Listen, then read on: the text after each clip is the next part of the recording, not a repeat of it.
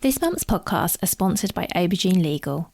Do you sometimes worry that your business isn't meeting all its legal compliance requirements and wonder if you're ticking all the legal boxes? Are you losing sleep worrying about a piece of legislation that you may or may not be complying with? Perhaps you need some help with your client contracts or your data protection compliance. Or maybe you're worried that your website doesn't have the right documents or legal notices in the right place. Perhaps you have a brand that you want to protect with a trademark. How about if you could outsource it all and eliminate all of your worries?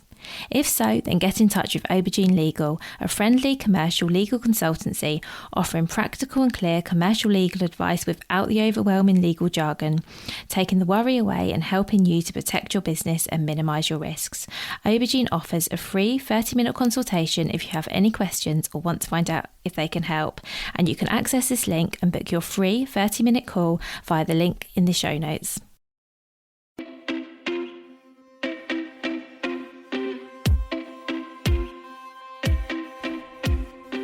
Welcome to the Bring Your Product Ideas to Life podcast. Practical advice and inspiration to help you create and sell your own physical products. Here's your host, Vicky Weinberg. Hi and welcome to today's episode. Today I'm talking to Barbara Keane from All Day Bags. Barbara makes quality bags for people on the go, the colours of land and sky. She uses UK-based textiles, Harris Tweed and tartan from Scotland and Linton Tweed, who are the people who've made textiles for Chanel for the past 100 years. Barbara makes all kinds of products by hand, so she makes tote bags for laptops or shoes or shopping. She makes gadget bags so you don't leave your cables or mouse behind. She makes little lavender bags. She makes bags for earbuds, and as you'll hear in this conversation, she's really up for making absolutely anything that you might possibly need, and this is a really lovely conversation. I really enjoyed talking to Barbara about what she does. It's really clear how much she loves it and how dedicated she is to creating products that people love. It was a really great conversation. I really hope, as always, that you enjoy it. So hi Barbara, thank you so much for being here. Hello, how nice to speak to you, Vicky. Oh, it's lovely. Can you start, Barbara, by giving us an introduction to yourself, your business, and what you make and sell, please? I'm Barbara Keane. I make bags for people to use instead of a plastic bag. My company's called All Day Bags, but I make little bags as well, small ones, so people can use them for other things as well. Thank you. And what are your bags made out of, Barbara? I use a lot of UK sourced fabrics. I use Harris Tweed, which is made up in the Scottish Islands. And I also use Linton Tweed, which is a company that's close to me, and they have made fabrics for Chanel for over 100 years. Oh, wow. And can you tell us a bit about the story of All Day Bags and what inspired you to get started? Well, I was sitting there with my knee up for 9 months after I'd had a knee operation, which took longer than I wanted it to. And when I began to feel better, I went, this is really, really boring. What am I going to do with my life? And it was just as plastic bags became not socially acceptable, very little, just in the very beginning. And I thought, we need a bag instead of a plastic bag. That was the original idea behind it. So the size of my tote bags, the size for laptop, shoes and shopping, that was the idea. So that's the size of those. And then the smaller ones, I've got drawstring bags for gadgets. I've got bags for lavender. And as I'm sitting here, I've got lavender floating around because I've got the bags beside me here. So I've got this lovely smell of lavender around. I do earbud bags as well. That's to stop them, all the cords getting tangled in your pockets. And I'm working on at the moment a Harris Tweed case for glasses, so a soft padded one. So I can also do bespoke bags. If anybody wants a bag that isn't in my range, I'll see what I can do to help. So there we go. That's fantastic. And I assume that you had, well, actually, I know you have because I've obviously read up on you a bit, Barbara, but so you had been sewing a bit, hadn't you, before you decided to start making your bags? Oh, yes, I have. I've sewn all my life. And the sewing machine that I use is the one that I sat beside my mother's knee when I was a small child. And my mother used to sew all sorts of things. She was an upholsteress. and she used to make clothes. She made all my clothes when I was a child. So all the things that I do on my sewing machine, I used my mother's scissors as well. So all the things I do on my sewing machine, it's what I learned through osmosis when I was sitting around my mother's feet when I was a child. Oh, that is lovely. And I really like as well that, you saw the opportunity with the plastic bags and then decided to do something. Can you remind me, what year was that? Because it feels like forever we haven't been using plastic bags, but it wasn't that long ago, really, was it? No, it's about 5 or 6 years ago. Thank you. And so what made you decide to get do this as a business? And how did you sort of take something that you clearly love doing and turn it into a business? Well, I drafted some patterns up to start off with. I looked at the bags that I liked and that worked for me, and then worked out what the pattern was. And I got some old material that I had, and then chopped it up about and made some patterns out to see if it worked, and if it didn't, and see what I could change. So that's how I came about the pattern for my tote bags. And they've got very square corners. They're called box corners, because sometimes when you buy a bag, it's just two pieces of material stitched together. Well, you can't get anything in it, so that's no good. So it needs some width in the base of it. So how do you do that? And the what I put into my pattern was something called box corners. And you cut out a square in the bottom corner where you want the width to be.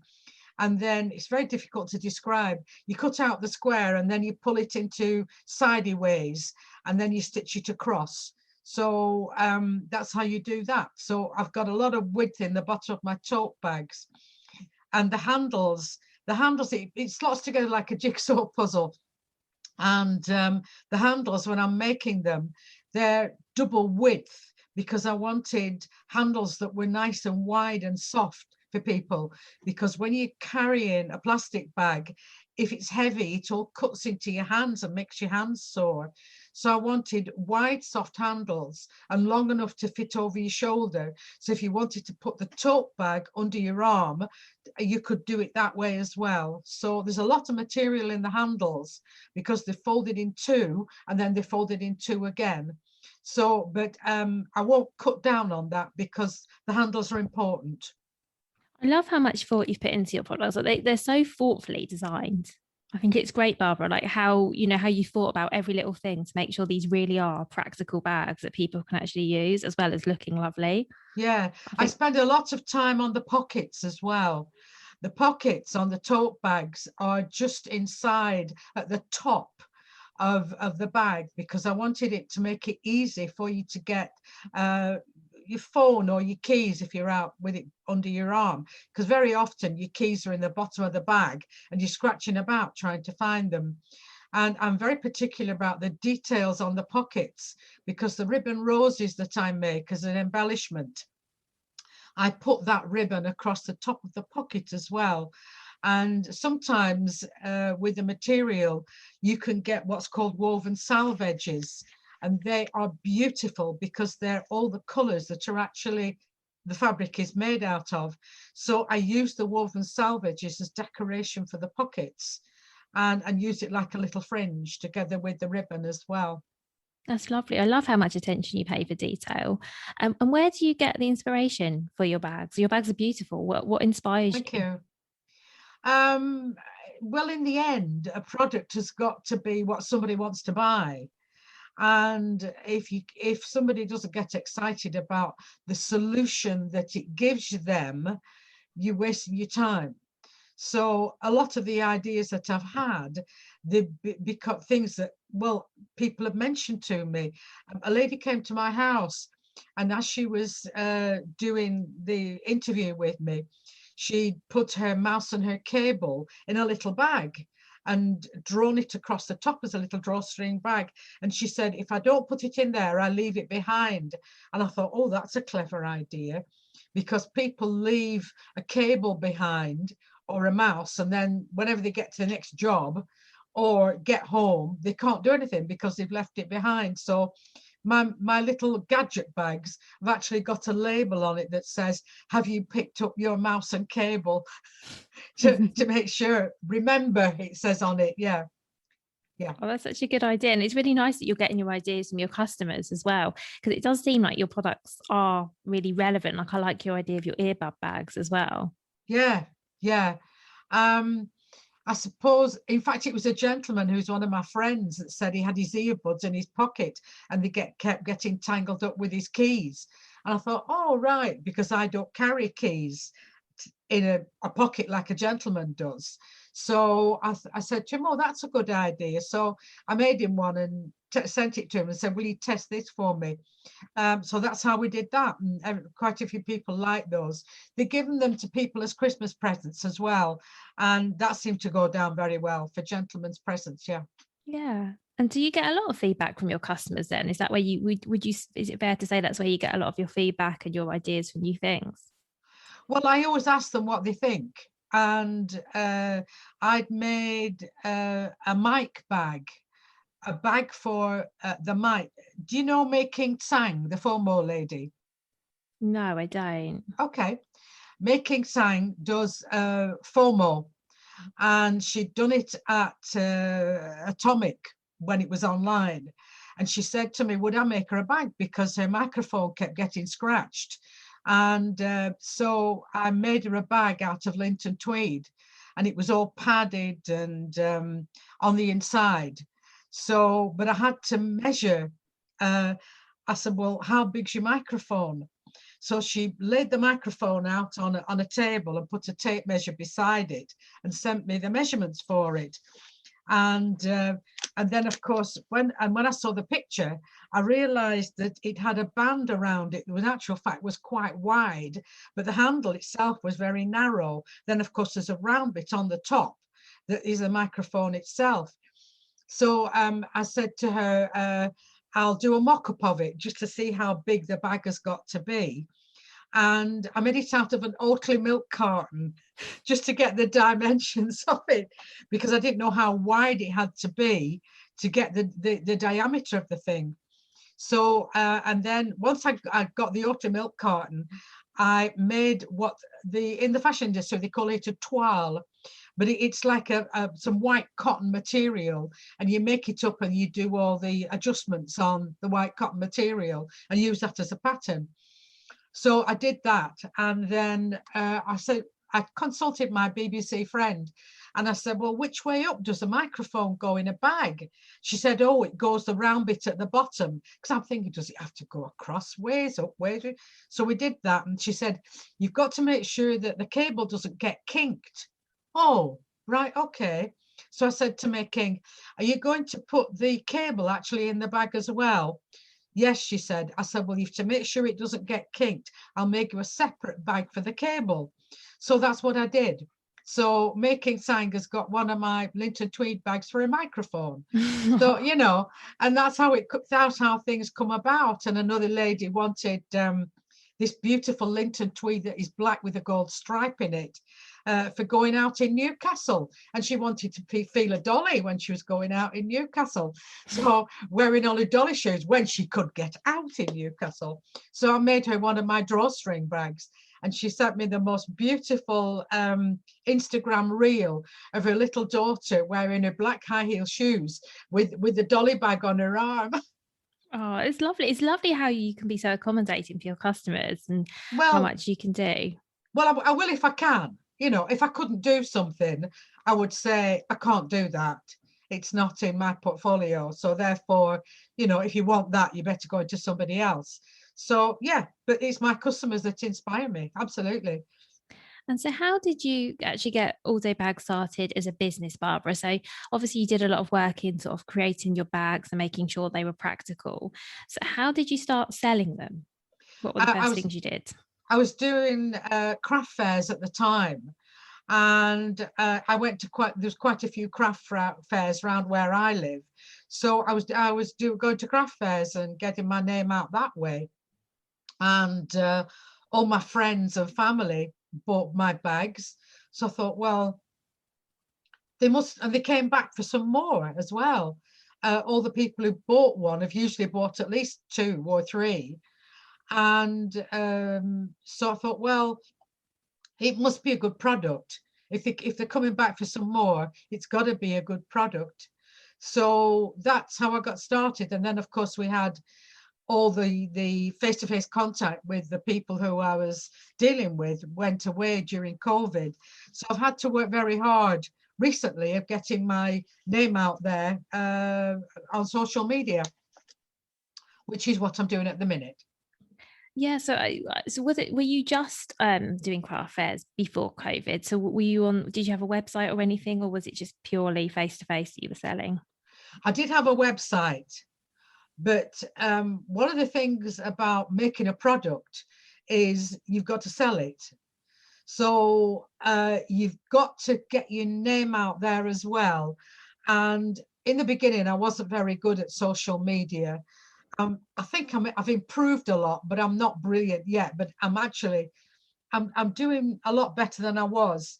And I'm doing a course with Janet Murray about engaging content. And Janet Murray's fantastic. It's very structured what she does. And she gives you lots of templates for things. And I've got an accountability sheet in front of me with days of the week on it. And I've got to tick off when I've done it.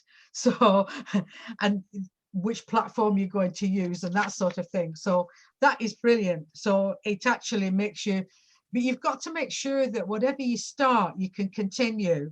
So my engagement and reach is improving. And one lady said to me, why don't you join Google My Business? So I joined that. So there's a Google My Business shop. And the person that have been very helpful is the Department of Trade and Industry. And also, I'll tell you about there before I go on to the next bit. I've got an international business advisor working out of Manchester, and she's absolutely fabulous. When I had an order for America this week, and I had to check what had changed since I last sent an order to America. And there's something called commodity codes, and you've got to find your way through those to get your customs sheets right.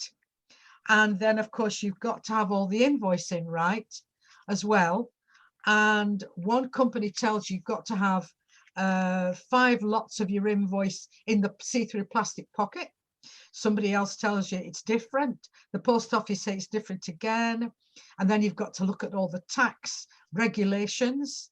Is it payable? What I don't want to happen is that my product arrives in with the customer and then they've got to pay to get it out of customs. I don't want that to happen. So you've got to find your way through all of that. So Department of Trade and Industry have been absolutely fantastic. I've also had a lot of help through Digital Cumbria, and it only started fairly recently. That I don't know how long it's been going altogether, but they've been very helpful with all the tech that is needed to get my website out of the doldrums.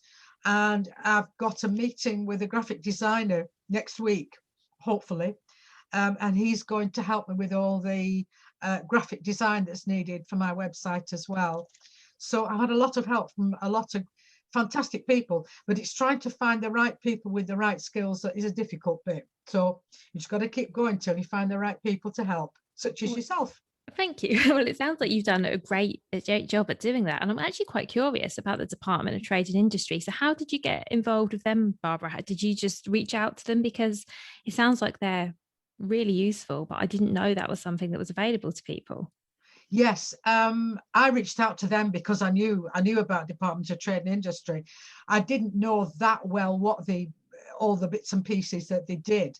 But over the last several months, they've been running quite a few webinars, very structured on a weekly basis. And the guy who did that used to live in Spain and run a business in Spain. And he was extremely knowledgeable about anything that you need to know about exporting, importing, the people, the agents that you need, if you need any. and all the different customs regulations for anywhere in the world that you want to send your goods. They're extremely helpful.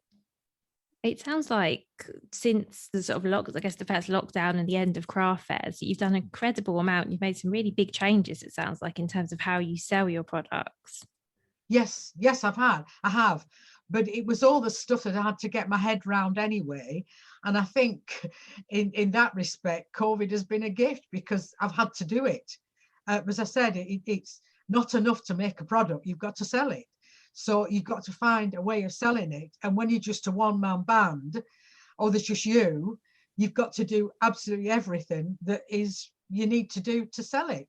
Yeah. One of the things I did do in the beginning, I know a bit about time and motion study.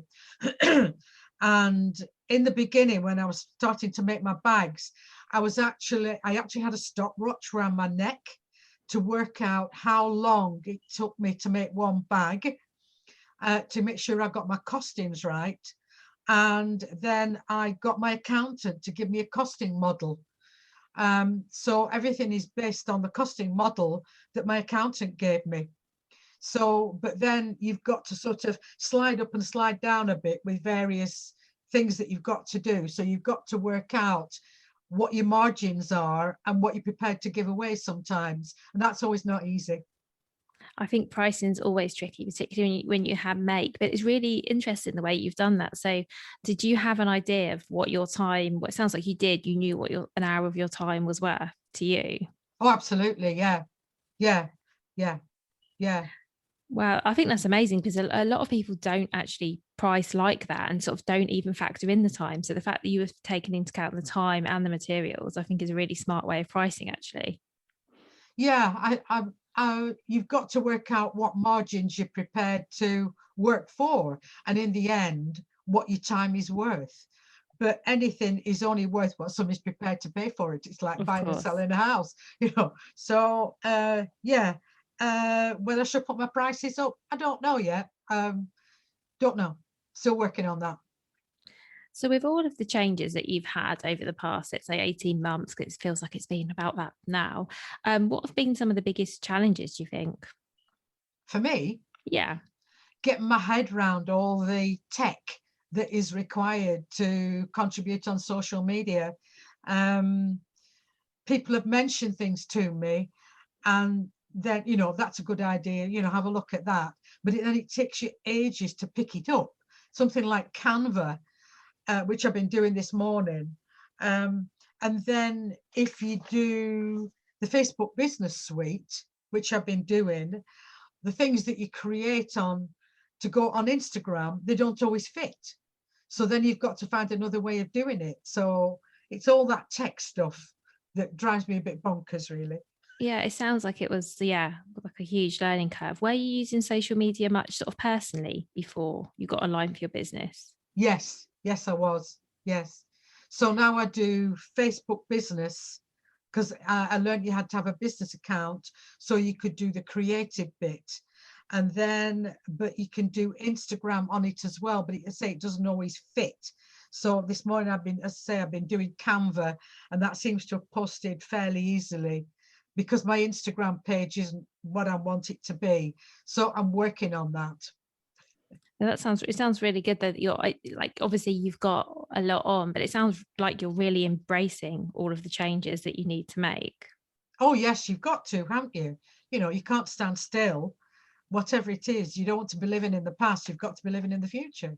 Oh, absolutely. And do you think, could you see yourself going back to doing craft fairs? Is that something you see yourself doing in the future if and when they come back? I'm not sure how I would feel about it.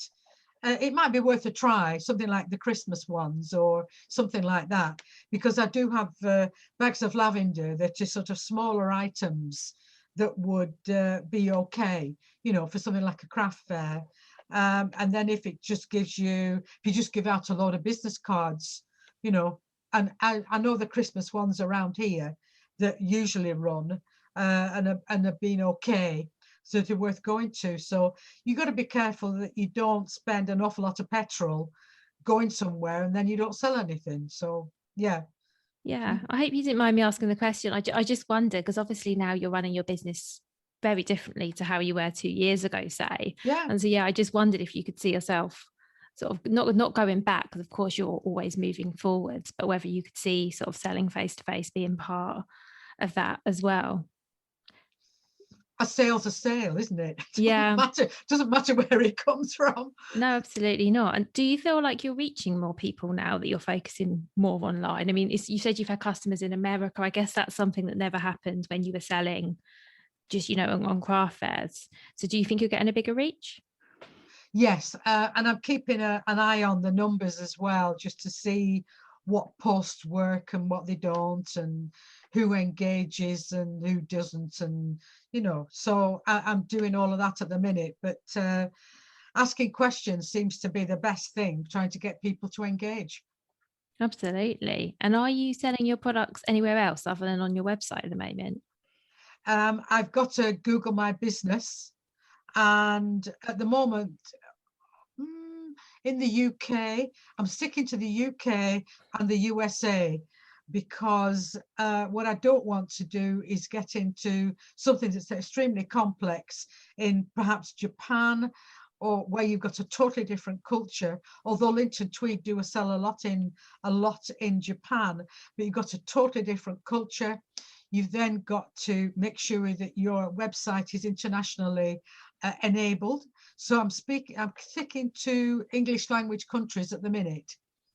I do a lot of tartan, which I was wanting to appeal to expatriates in America and in Canada, and perhaps all the Scottish dance schools in America and Canada, and in the New York and that sort of thing. So that's why I've included quite a bit of tartan one way or another over the last 18 months. I've got a lovely drawstring bag that's got tartan panels on it, and some of the bags of lavender are made out of tartan, and the earbud bags have got tartan as well. So English speaking markets at the minute. And has it changed how you're sort of making your bags now that you're selling online? So, because I'm assuming that when you were selling at craft fairs, you need to sort of make up a quantity and take them along with you so you can just sell them on the day. Are you selling more to order now that your sales are online, or are you are you selling, you making to order, or are you making up batches still? Has that changed? I make up batches, so I've got so many in stock of each one that I've got. So sometimes I do a lot of sewing, and then other times I don't do any sewing at all. But sitting down at my sewing machine gives me such a lot of pleasure. I don't know, it's just part of my DNA, I think, from when I was a child. Yeah, so it sounds like you enjoy the sewing part. So yeah, it must be nice just to be able to sit down for a couple of hours and just make up a load of bags. Yeah, it is. Yeah. And I'm the sort of person that if you take me to a shop that sells lots of material, like John Lewis or something like that, I go in their textile department and I go around patting it all. And when I say that to other sewers, they go, yeah, I know what you mean. I don't know. I don't know if it's the textures of it. I don't know if it's the colors of it. I don't know what it is, but textiles just does it for me. Absolutely. Yeah. Oh, if it makes you happy, that's wonderful. Yeah. Because I guess there must be quite a balance. I often talk to makers about this, between actually making your bags and selling them. So how do you sort of manage the balance of both? Because obviously they're both equally as important. Well, you can either do one or the other. So if I do batches in my workroom, I've got so many of each one, and then I sort of think about that as a minimum stock requirement. And then I do have some cut out ready to make up. So the cutting out bit, I've got a very large table, because some of the material that is very, very wide, you actually need a cutting table, because it takes up the whole of the width of the table. And if you don't get it square on the table, you can end up with something that's not square when you're making it up. So, and also when you buy even a meter of material, you've got to find out how the pattern fits on particularly the tote bags. I have a large square see-through plastic square that enables me to put on top of the pattern to see where the pattern fits within the bag, particularly if you've got like a tartan or a square of any description. You've got to make sure that it matches all the way around, because otherwise when it's made up, the pattern doesn't match either across the bottom or down the sides. And I'm very particular about that. Every line has got to meet across the edges. So cutting it out is vital to make sure that you get the pattern in the right place. Very easy to get it off square. So you've got, sometimes with the material, you've got to pull it to straighten it out. So you've got to pull it across both ways to make sure it's square before you start out. So you need a big cutting table as well. So I do all the cutting out on a particular material that if I find that it's the right sort of material for the job, and then cut all out one piece. So I've always got cut out material ready to stitch. Yeah, and is that the piece that's most time consuming, the cutting? It can be, but usually it's the making up. Again, it depends with what sort of material that it is. The cutting, because you've got to make sure it's absolutely exact, it's all chalked out to make sure that each bit is right before I start cutting it out. So I'm very particular about that. But I think one of the most time-consuming bits is making sure that each line meets across the edge of the bag. And I have been known to hand tack it to make sure that it's absolutely exact. Or even when I've stitched it and it's moved about, I've unpicked it to make sure that it comes out right. Do you know, I love, Barbara, how much attention to detail you pay and how much you care about quality. I just think that's fantastic. Like, because you can just tell the amount of care you put into making sure every single bag is perfect. I'm convinced that every single customer who buys from you just gets a perfect bag. I hope so. Well, perfect for them. I know what goes out of my workshop is as good as I can possibly make it. I was stitching the that Linton Tweed. That Linton Tweed, I'll just show you that because we're on Zoom. Now, the colour of that grey for that label, Linton Tweed label, you'd think it'd be white stitching would go on that. And I actually unpicked that label 3 times before I got the colour of the stitching right, the colour of the thread right. But then to get the label to be stitched exactly right, you've got to get the needle to hit the very edge of the bag so you can turn the corner while the needle is in the label. And I couldn't get the length of the stitch right. And I unpicked it 3 times before I got the colour of the thread right and the length of the stitch right. But now I know I've got the thread right. But that's the sort of, I'm fussy about that, and it's got to work. So, you know, I'm very fussy about quality. Anything that I'm receiving for myself, that's what I want to give back to my customers. No, I think that's really nice. I'm certain your customers really appreciate it. So what are some of, and I know you spoke about some of them, Barbara, what are some of the other things you're doing to promote your business in your bags?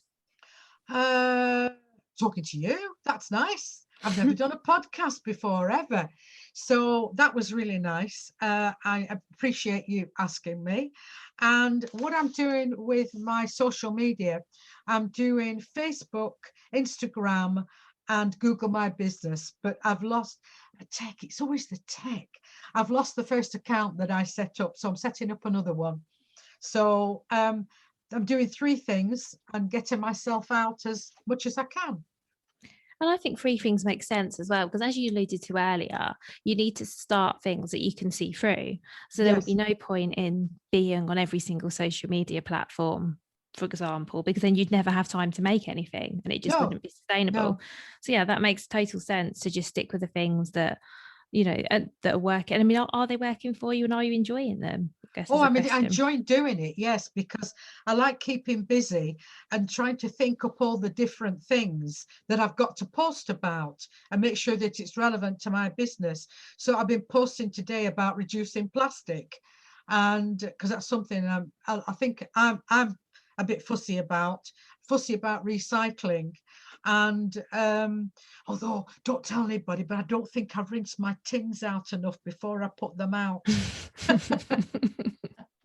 But I'm certainly reducing plastic. My black bin has hardly got anything in it whatsoever, and anything else goes in plastic or in cardboard. So yeah, we can't keep continuing creating all this rubbish that nobody knows what to do with. So I've been posting today about make sure you've got a refillable drinks bottle. That's something I've been doing for years, because as soon as I get up in the morning, I drink a litre of water. And you can see from my very battered litre bottle how long I've had it. So I drink a litre of water in the morning when I get up. Then I just fill up the bottle and then make sure I drink another litre throughout the day. So yeah, very important. Yeah, and like you said, it really aligns with your brand as well, because your brand was all about sort of stopping using the plastic single-use bags as well. So yeah, that's fantastic. And when this episode goes live, I will link over to your Instagram and Facebook pages as well, so people can come and see what you're talking about and join in the conversation with you. Thank you very much. Before we finish up, Barbara, I'd love to know, what is your number one piece of advice? And I'm saying it like that because I'm thinking you might have more, because you're full of good advice. But what is your top advice for? Is that a good idea? For other people wanting to sort of make and sell their own products, what advice would you like people to take away from this? Get your costings right. Work out how long it takes you to make something. And if you can't get a reasonable costing that you think somebody's going to pay, find a cheaper, quicker way of doing it. So you get your costings right. That's really good advice. Thank you. And I've actually, no one's ever made that point before as well, that actually possibly you could do something cheaper or quicker if you can't make the price work out. So thank you. That's really valuable, I think. Yeah. Sometimes you can spend too long putting all the fancy bits on the outside, and really it's not necessary.